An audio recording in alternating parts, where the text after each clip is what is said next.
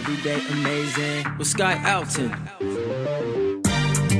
Everyday amazing. Everyday amazing with Sky Alton. Everyday amazing. Everyday amazing with Sky Alton.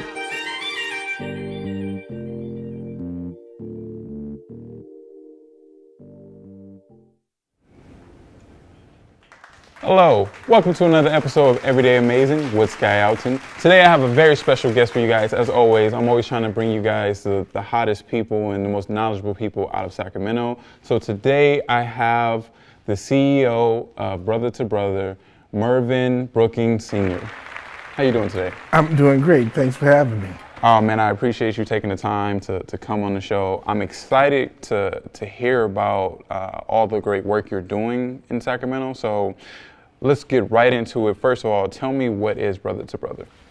Well, Brother to Brother is a mentoring organization that was born of gentlemen in the community that at one time or another found themselves on the other side of the law, come home and want to contribute back to their community.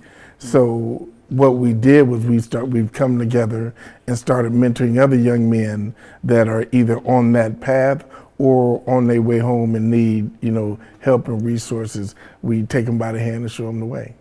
Now, how did you come up with this idea? Like, what drove you to create this?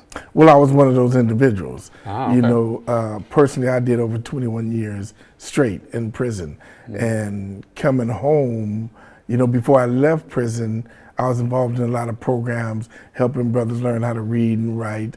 And when I came home, I just continued to reach out. Individuals from prison would reach out to me and say, hey, I'm on my way, can you help? And, from there it evolved into, let's do this, let's formalize it and do it bigger. Yeah, okay. So something that kind of stands out to me when you just said that is, it sounds like when you got out, people say you stayed in contact with, some of maybe the people who you met in there, right? Yes. So, and then obviously as they were getting closer to getting out, they felt like, oh, you'd be a good person to kind of reach out to. So yes.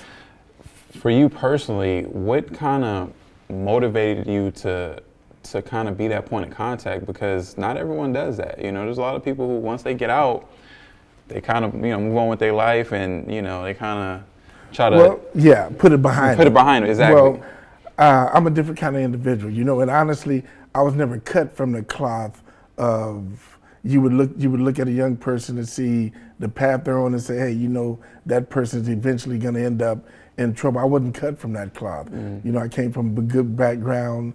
My dad took care of all of us. I graduated from Grant High School and played football at Grant Sac City and got a scholarship to Southern Oregon. And just came home one night, hanging out with some of the fellas there, and ended up doing what they do and catching the case and going to prison. Right. So I was never really cut from that, the cloth of the streets. Right. So once I got to prison, of course, I did what you do to adjust and survive. But coming home, I just reconnected with the person that I was and how I was raised in the community of Del Paso Heights. We looked out for one another, and that's why it's very close knit. So I kept in touch with a lot of guys, and helped them travel the path that I traveled to get out. The hardest is getting out of prison is not that difficult. It's getting prison out of you. Mm-hmm. That's the difficult part. And that's where a lot of guys leaned on me to help, with the psychological transition that you got to make. So I'm glad you mentioned that, because that's usually what people talk about is when they get out, right? They do their time. They always talk about how hard it is to stay out of prison, right? Because they're disqualified from a lot of programs government programs to kind of help them, right? And they find it very difficult to kind of get that fresh start, like as far as finding employment, finding a place to stay. So, we always hear like a lot of them fall back into some of the ways that got them locked up just because they're just trying to survive. So it's not like they want to do it. It's like, I don't know any other way, and and there's not anything like that to help me. So I think your program is kind of, needed. Every city should have a program like that, Yes. because, like I said, without it, people fall back into the same habits. Well, a lot of what you said, what you just shared was true. And I say was true because in the past, that was the perception, that it was hard to make it once you come home because a lot of doors were closed. Society travels in cycles. Years ago, it was the get tough on crime era, following the crack epidemic. So there was lock 'em up, throw away the key. Who cares about helping you become a better person? There was no rehabilitation. It was, you did the crime, you do the time. And when you came home, a lot of doors were closed to you because you had that stigma. I was never one to accept that because I was still the person that I was before I left. And I remember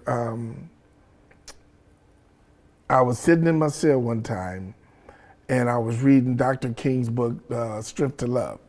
And in that book, he said, you are never, you're more than your mistakes. Your mistakes don't represent all of who you are. And for some reason that resonated with me, because in prison, you're surrounded and you're consistently reminded 24 hours a day of the worst thing you've ever done. You're always reminded of that ugly person, that bad person. And when you go to prison, a lot of people internalize that. And that's the persona. And so you got to fight against it, but you got to consciously fight against it. And I did. So coming home, I didn't subscribe to it was going to be hard or no, being told no. And I just, I did my time. I came home and I was blessed that the people in my community embrace me. Not everyone does, Right. but my community is a second, third chance community because so many people have been behind the wall. But over the years, that lock 'em up, throw away the key, get tough on crime, that started to fade. And then it became the let's help them and let's give them a second chance and a second opportunity. And believe it or not, Mayor Steinberg, when he was a senator, he led that effort to giving people chances and giving people opportunities. So now the question when you opened up, when you go and apply for a job, there's no question of have you ever been convicted of a felony.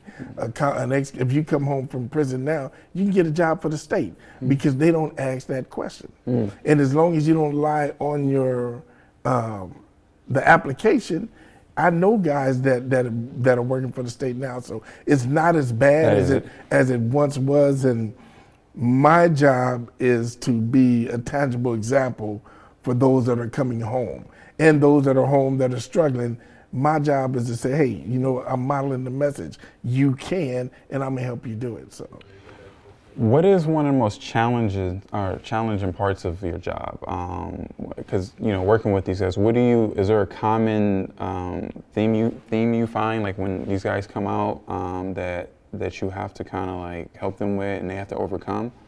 Something that really stands out. I mean, I know, like I said, it's the adjustment because depending on how much time they did, so much has changed, right? Yes. You get out and when you went in, the world was one way. You come out, and the world's a whole different way. So I'm pretty sure that's a big adjustment. But is there something is there like a common theme that you notice that the first thing that when they get out that they need to get used to?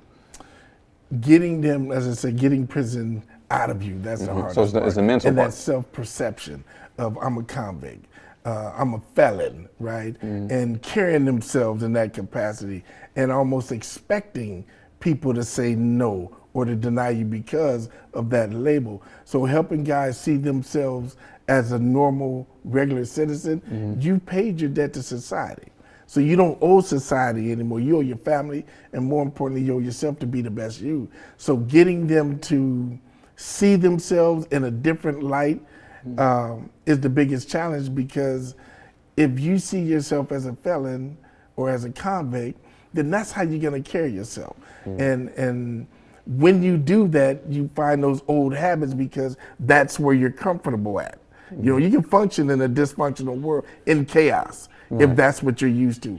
Getting guys to understand, no, you can work a 9 to 5, you can do that job, That's the biggest challenge. But once you do, man, these guys are flourishing.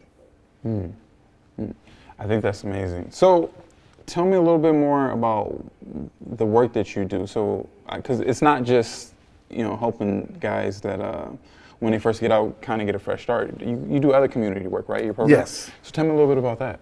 Well, going through the system, I experienced how disadvantaged a person can be going through the system. There are a lot of challenges that, like yourself, you've never been involved in the system. So let's just say, for some odd reason, you go out with your girl, you get into it with somebody, end up getting in a fight, they fall, hurt their head. Now you got a case. You didn't go out with that intent, and you're not a person who's inclined to commit crime, but the system is not gonna see Sky out in that capacity. Now you're just another number. And then you hire an attorney, or you get an attorney who don't always represent your best interest. They're part of the system. Helping the person navigate through that system. So in that situation, and I say that because I'm kind of dealing with that now, family who's not used to the system, don't understand how it works. Young man, he's in college. Some people put up on a gas station, jumped him and his girlfriend, his pregnant girlfriend. Wow. He fights back, hits one of the girls that was fighting him, and knock her out. They're charging him with a great bodily injury, assault, because he knocked the young lady out. Right. This young man is in college on a baseball scholarship, never been in trouble before, and the system is charging him as if he's a criminal. Wow. So working with that family and helping them to understand what's going on, the language of the system, his attorney says, well, you're facing 15 years because of this, and that. But we're gonna give you just a year in the county jail. That sounds a lot better than 15 years to him and his family. Right. Where I know he shouldn't have been charged in the first place. Right. And if you don't educate him on why, then you don't have an advocate. This young man is out of college, doing time in jail, and his life is turned around again. Right. That's what happens in the system. So what I do is I advocate for those people. And unfortunately, right now, the district attorney who just became elected, I work to help him get elected because he understood this, and he established an alternative sentencing panel, which had never been done before in Sacramento, which means in that same situation, if you don't trust what your attorney is saying, you can request, hey, can my case go in front of the alternative sentencing panel, which is made up of myself and a few other community members that would be a fair and advocate for them to give them a good look, to look at their case. And we'll come back with a recommendation of alternative sentencing, or say, hey, you know what, you got that coming, you got to deal with it. But at least you have someone now that can advocate on your behalf, and that's what I do. So we're going to go into more of that because I think we have some footage from, I think, the very first person from that program. So we're going to take a look at that. But first, we're going to take a quick PSA break, and we'll be right back after these messages. Everyday amazing with Sky Alton. Do you know someone with an inspiring story to tell? Do you know a person that you think will be great for the show? Well, send me an email at altonxo@gmail.com or an Instagram message at sky_Alton. I look forward to hearing from you. Everyday amazing with Sky Alton. So the way the case originated was that he had taken a deal for 3 years in prison for a drug case. And by the time I got the case, he was going to turn himself in and start doing the time. And I asked the judge if I could present an alternative sentencing plan for him. And the judge agreed. So I put together a portfolio to help him be successful out of prison and do his time through this program. The judge accepted. A couple of weeks later, we came back, which was yesterday, we came back for resentencing. The judge allowed him to withdraw the earlier guilty plea and enter into a new agreement, whereas he's sentenced to our program. If he completes our program, he comes back after completion and they dismiss the charges. If he doesn't complete our program, then he's going to prison for 4 years. So he has the incentive to do the right thing. I think he's on the path to doing it. He's open to it. He's enthusiastic about it. So we'll see what happens. The way the program is set up, it specifically addresses his individual needs. It's not a cookie cutter program where you go in and everybody does the same thing. What's unique about our program is everyone has unique challenges. So we design our program and we bring together the resources that specifically are suited for that individual to help them address those underlying causes. So we'll see what happens. Today is the beginning of a new life for him. That's amazing, man. So first off the bat, man, tell me, I know we just watched it, but just give me a summary of what happened with this man. So brother's name is JB, good dude. Grew up in the neighborhood. Actually, he grew up in foster care in the neighborhood. So he grew up seeing the dope game, guys on the corner selling dope, and he fell into that life. So he had been in and out of prison a couple of times for weed cases, drug cases. And when I came home, he was inside and he came home. But by this time, I was actually coaching his son in our youth football program. So he came home and he's a really good person. He's like, man, I wanna, stay out and I wanna take care of my son. And he was doing the best he could, and I didn't realize it, but he had fell back into the life and ended up catching a case. And he ended up accepting, here we go with that, take these 3 years or you're facing these 20. So he took the 3-year deal, and we happened to be talking one day and he was telling me he had to go turn himself in. And I'm like, for what? And he told me. So I said, okay. I knew this judge because I had been in front of the judge before. And I said, when you go to turn yourself in, I want to go with you. And so he told me, and I went down with him. And when they were reading the charges and everything, I just asked if I could be heard by the court. And the judge allowed it. And I explained to the judge that this is a young man that's perfect for our program. He's working, he's struggling, but he's making the effort. All he needs is a little help. And we can provide that help. And I had written up what I called an accountability program, which meant where you're gonna live, where you're gonna work, who are your life coaches, what things you need. He didn't have a drug problem, so we didn't have to address that. Right. He had a lifestyle problem, meaning him hanging out at the corner is when he got into trouble. Away from there, you're perfectly fine. And the judge said, you know what? I'm gonna give you this opportunity, and told him you can withdraw your plea. This had never been done that I know of ever, where you plead guilty, accept your charges, they giving you the 3 years and you're just coming to turn yourself in to do the time. Judge said, hold up, come back in 2 weeks, you're gonna withdraw your plea, and I'm gonna give you to the brother program. And it was just, man, it was a blessed day. He couldn't believe it. His attorney couldn't believe it. And 2 weeks later, we came back, and the judge allowed him to do that. And then he got traffic tickets. So he had to go and do some days on the traffic tickets, and that's where we were coming to get him out. But yeah. And how's he doing now? Is he?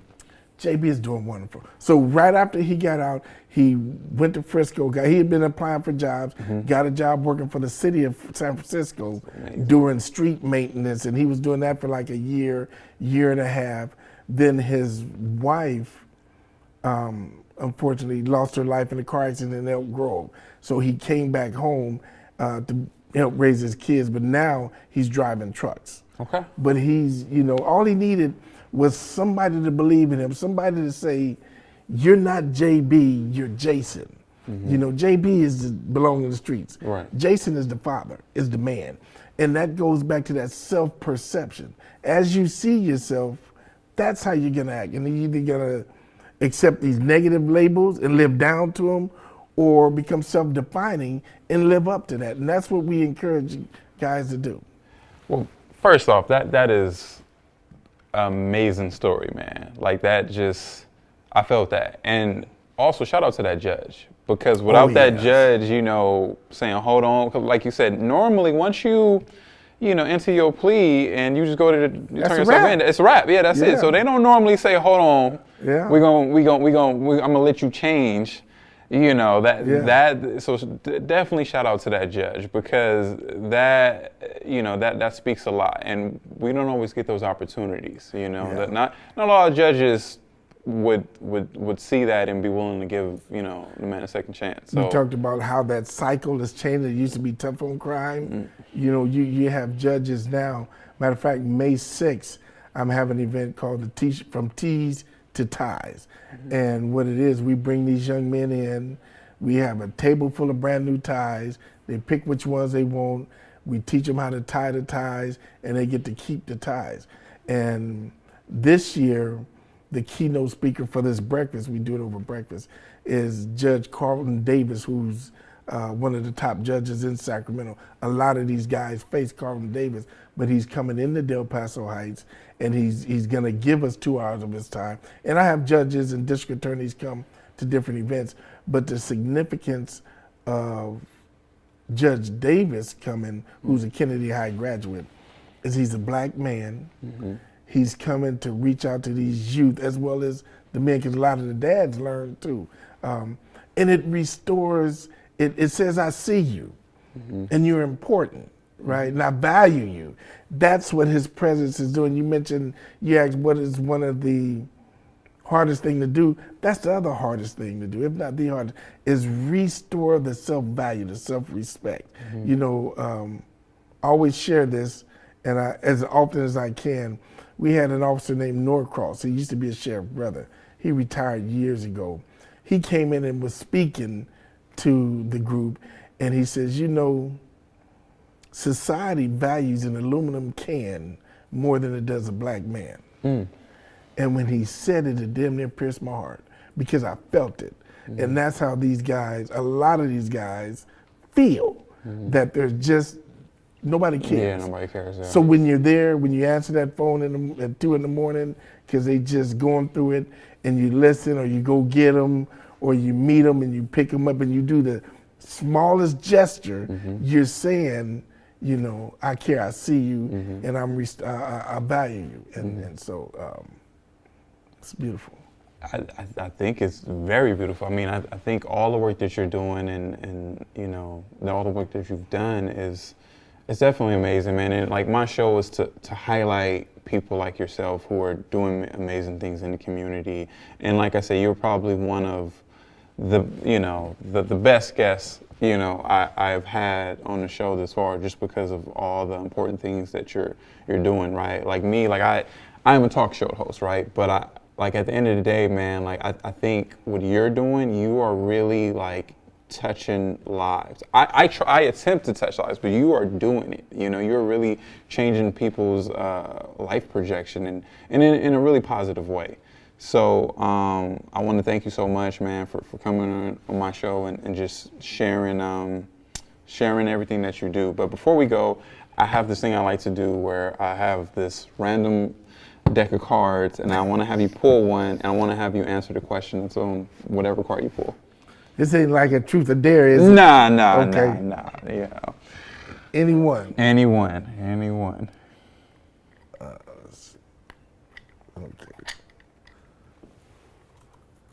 All right. Okay. Are you uncomfortable around any of your friends? No. Okay. No. Operative word, friends. If I say you're my friend, then I know you accept me with all my flaws and I can be me. I don't have to be nothing else. So I'm not uncomfortable around my friends. I'm uncomfortable around, I get uncomfortable around a lot of people, but not my friends. Okay. So, yeah. But, and I appreciate the shout out, but I want to let you know you play in your role too. This is not what brother to brother does and what I do. This is never a one-man gang. This is something that we have to do together. And what you're doing is just as valuable and important as what I'm doing, because if you don't see me, then no one else values me, right? And so we gotta continue to uplift each other in that regard. And I think, Everyday Amazing, now I'm a steal that from you, right? Because I often say, ever since I've come home from doing those 21 years, every day has been a blessing. But now I'm still, every day is amazing. So, yeah, man, what you're doing, you playing your part. No part is better than or less than the other. So I'm waiting to see you. Don't be acting funny when you make it either. No, man, it won't change me. And I honestly thank you so much for that, man. Because like I said, I'm just a guy who had an idea, who had a vision. I thought of something, I created something, and I did something. And the idea is to inspire everybody. So that's why I have different guests come on the show to hopefully do the same, right? Like, every episode is different, and I'm hoping that maybe someone out there will see something and relate to it, right, and be inspired. So at the end of the day, all I'm trying to do is inspire people. So with that said, I want to have you shout out your websites, man, so people can reach you and they can contact you. Go ahead and tell the people how they can contact you. The best way to contact me is directly, area code 916-604-0162. If I don't answer, send me a message and mention the Sky Alton Show, and I'll respond. But that's the best way. You can go on brother-to-brother mentoring.org. Send me a text message, and I'll respond a lot quicker. Thank you so much, man, for coming on the show. Thank you for having me. That has been another episode of Everyday Amazing with Sky Alton. Of course, you can always find my episodes on Access Sacramento, Channel 17. And you can also find past episodes of the show on YouTube at Everyday Amazing with Sky Alton. And don't forget to check out the Instagram at Everyday Amazing with Sky Alton. Until next time, I'll see you then. Everyday Amazing with Sky Alton. Everyday Amazing. Everyday Amazing with Sky Alton. Everyday Amazing. Everyday Amazing with Sky Alton. Hi, this is Mervin Brookins with Brother to Brother, and you're watching Everyday Amazing with Sky Alton.